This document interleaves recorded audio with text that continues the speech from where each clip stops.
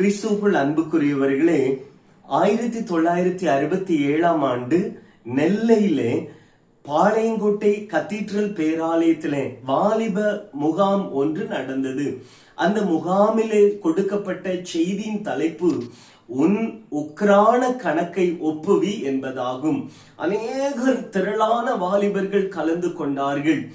இளம் வாலிபராக ஸ்டீபன் தர்மராஜ் அவர்கள் கலந்து கொண்டு அந்த செய்தியின் தாக்கத்தினாலே முழங்காலிட்டு கண்ணீரோடு தன் பாவத்தை ஒப்பு கொடுத்தவராக ஆண்டவருடைய கரங்களிலே தன்னை முழுவதுமாய் அர்ப்பணிக்கிறார்.